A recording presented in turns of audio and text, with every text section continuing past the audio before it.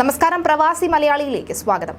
പ്രവാസിയായ ബൈജുവിന്റെ ആത്മഹത്യയിൽ social മീഡിയയിൽ രണ്ട് ചേരിയിലായി ചർച്ച നടക്കുകയാണ്. ബൈജുവിന്റെ ഭാഗത്താണ് ന്യായമെന്ന് ഒരു കൂട്ടർ പറയുമ്പോൾ അതല്ല, ഭാര്യയുടെ ഭാഗമാണ് ശരിയെന്ന് മറ്റൊരു കൂട്ടർ കൂടി പറയുകയാണ്.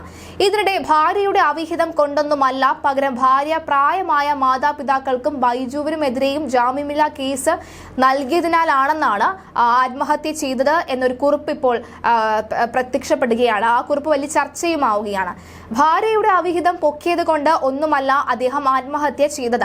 അവിഹിതം പൊക്കിയ അദ്ദേഹം ഭാര്യയെ ന്യൂസിലാൻഡിൽ നിന്ന് തിരിച്ചു നാട്ടിലേക്ക് വിട്ടു.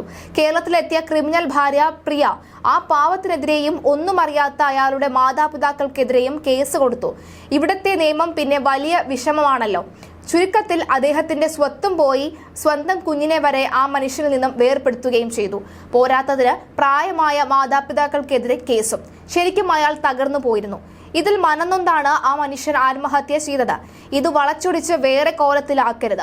ഇവിടെ ആ മനുഷ്യനെ മാനസിക രോഗിയാക്കാൻ ശ്രമിക്കുന്ന കുറെ ആൾക്കാരുണ്ട്. മൃതദേഹവുമായും കണ്ണിൽ കണ്ടവരുമായും അവിഹിതം ഉള്ളവരും സെക്സ് ചാറ്റ് നടത്തുന്നവരും ഒക്കെ ആയിരിക്കാം ആ ഡാഷുകൾ എന്ന് കരുതാം. അല്ലെങ്കിൽ ഫെമിനിറ്റി, പാവാട, പുരോഗമന ദുരന്തങ്ങളാണ് ഈ നാട് നശിപ്പിച്ച ഈ കോലത്തിൽ ആക്കിയത്.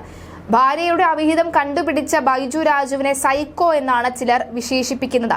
ബൈജു രാജുവിന് ഡിപ്രഷൻ ആയെങ്കിൽ അതിന് കാരണം പ്രധാനമായും ഭാര്യ പ്രിയയും ഭാര്യയുടെ തള്ളയും ഭാര്യയുടെ ആങ്ങളെയും ഭാര്യയുടെ കാമുകനും അടക്കമുള്ള 4 പേരാണ്. പെണ്ണിന് ഡിപ്രഷൻ വന്നാൽ അത് ഡിപ്രഷൻ, പക്ഷെ പുരുഷന് ഡിപ്രഷൻ ആയാൽ അത് ഭ്രാന്ത് എന്നാണ് ചിലർ പറയുന്നത്. എന്തായാലും ഏറ്റവും വൈകാരികമായി കടന്ന് എഴുതിയിരിക്കുന്ന ചില വാക്കുകളൊക്കെ തന്നെ ഈ പോസ്റ്റിലുണ്ട്. ചില വാക്കുകൾ ഞാൻ ഒഴിവാക്കിക്കൊണ്ടാണ് ആ പോസ്റ്റ് ഇവിടെ വായിച്ചിരിക്കുന്നത്. എന്തായാലും ബൈജു രാജുവിനെതിരെ ഈ ഒരു വാർത്ത വലിയ തോതിൽ ചർച്ചയാവുകയാണ്. പ്രധാന മാധ്യമങ്ങളിൽ വന്നിട്ടില്ലെങ്കിൽ പോലും ഓൺലൈൻ മാധ്യമങ്ങൾ വലിയ തോതിൽ തന്നെ ചർച്ച ചെയ്യുകയാണ്. അത് എന്തായാലും തന്നെ നീതി മരിച്ചതിന് ശേഷമെങ്കിലും ആ വ്യക്തി കിട്ടുമെന്ന പ്രതീക്ഷയിലാണ് പലരും. പക്ഷെ അപ്പോഴും തന്റെ മരണശേഷവും ഭാര്യ സമാധാനത്തോടു കൂടി കഴിയരുത്, അതിനുവേണ്ടിയാണ് ഇത്തരത്തിൽ ആ ഭാര്യയെ നാണം കെടുത്തുന്ന തരത്തിലേക്ക് അയാൾ വീഡിയോ പോസ്റ്റ് ചെയ്തത് എന്ന് ചിലർ പറയുന്ന പോസ്റ്റുകളും വരുന്നുണ്ട്.